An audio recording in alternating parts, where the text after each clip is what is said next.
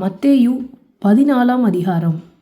அக்காலத்தில் கார்பாங்கு தேசாதிபதியாகிய ஏரோது இயேசுவின் கீர்த்தியை கேள்விப்பட்டு தன் ஊழியக்காரரை நோக்கி, இவன் யோவான் ஸ்நானன், இவன் மரித்தோரிலிருந்து எழுந்தான், ஆகையால் இவனிடத்தில் பலத்த செய்கைகள் விளங்குகிறது என்றான்.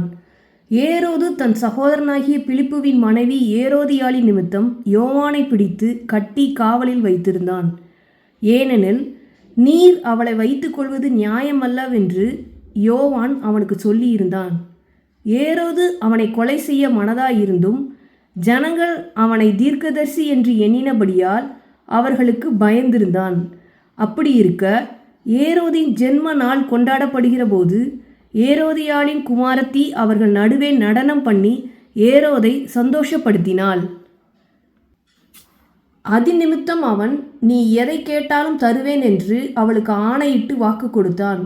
அவள் தன் தாயினால் ஏவப்பட்டபடியே யோவான் ஸ்நானனுடைய தலையை இங்கே ஒரு தாளந்திலே எனக்கு தாரும் என்று கேட்டாள். ராஜா துக்கமடைந்தான். ஆகிலும் ஆணையின் நிமித்தமும் பந்தியில் கூட இருந்தவர்களின் நிமித்தமும் அதை கொடுக்க கட்டளையிட்டு ஆள் அனுப்பி காவற்கூடத்திலே யோவானை சிரசேதம் பண்ணுவித்தான். அவனுடைய சிரசை ஒரு தாளந்திலே கொண்டு வந்து சிறு பெண்ணுக்கு கொடுத்தார்கள். அவள் அதை தன் தாயினிடத்தில் கொண்டு போனாள். அவனுடைய சீஷர்கள் வந்து உடலை எடுத்து அடக்கம் பண்ணி பின்பு போய் அந்த சங்கதியை இயேசுவுக்கு அறிவித்தார்கள். இயேசு அதை கேட்டு அவ்விடம் விட்டு படவில் ஏறி வனாந்திரமான ஒரு இடத்திற்கு தனியே போனார். ஜனங்கள் அதை கேள்விப்பட்டு பட்டணங்களிலிருந்து கால்நடையாய் அவரிடத்திற்கு போனார்கள். இயேசு வந்து திரளான ஜனங்களை கண்டு அவர்கள் மேல் மனதுருகி அவர்களில் வியாதியஸ்தர்களாய் இருந்தவர்களை சொஸ்தமாக்கினார். சாயங்காலமான போது அவருடைய சீஷர்கள் அவரிடத்தில் வந்து, இது வனாந்தரமான இடம், நேரமும் ஆயிற்று, ஜனங்கள் கிராமங்களுக்கு போய் தங்களுக்கு போஜன பதார்த்தங்களை கொள்ளும்படி அவர்களை அனுப்பிவிட வேண்டும் என்றார்கள். இயேசு அவர்களை நோக்கி, அவர்கள் போக வேண்டுவதில்லை, நீங்களே அவர்களுக்கு போஜனம் கொடுங்கள் என்றார். அதற்கு அவர்கள், இங்கே எங்களிடத்தில் 5 அப்பமும் 2 மீன்களுமே அல்லாமல் வேறொன்றும் இல்லை என்றார்கள். அவைகளை என்னிடத்தில் கொண்டு வாருங்கள் என்றார்.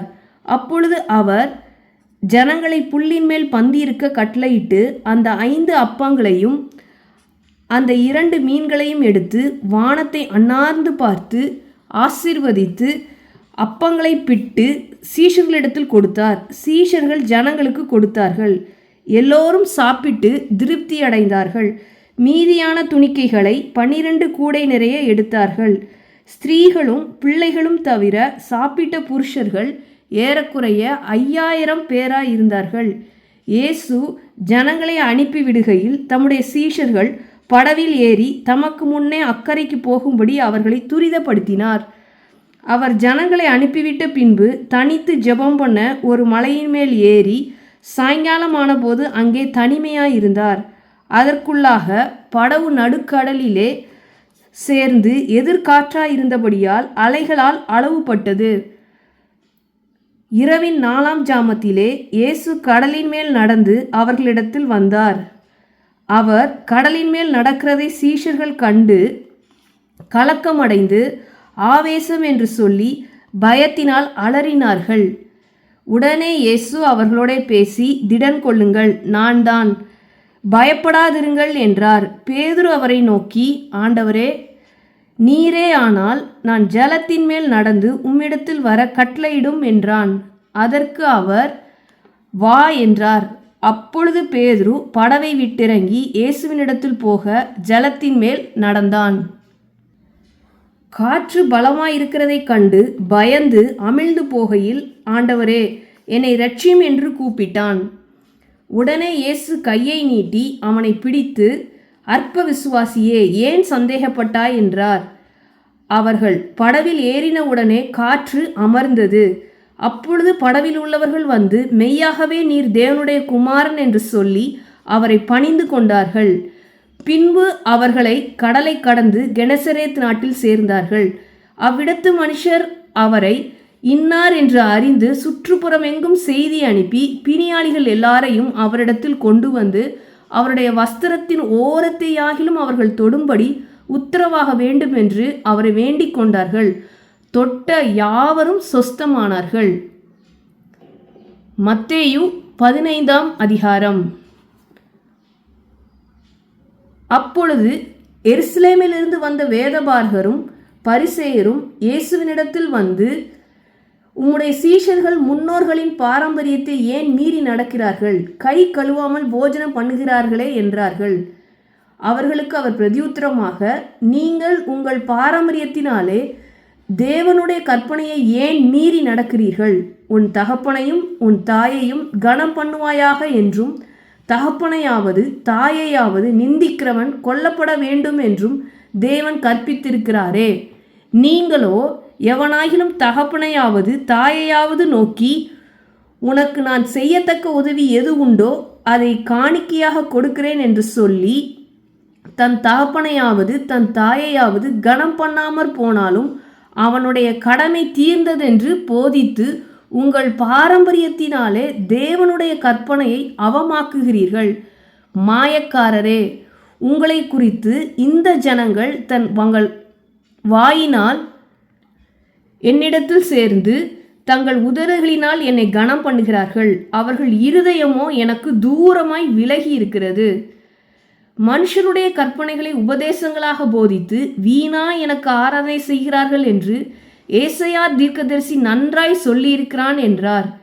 பின்பு அவர் ஜனங்களை வரவழைத்து அவர்களை நோக்கி, நீங்கள் கேட்டு உணருங்கள். வாய்க்குள்ளே போகிறது மனுஷனை தீட்டுப்படுத்தாது, வாயிலிருந்து புறப்படுகிறதே மனுஷனை தீட்டுப்படுத்தும் என்றார்.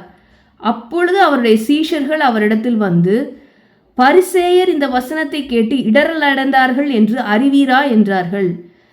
அவர் பிரதியுத்தரமாக, என் பரமபிதா நடாத நாற்றெல்லாம் வேரோடே பிடுங்கப்படும்.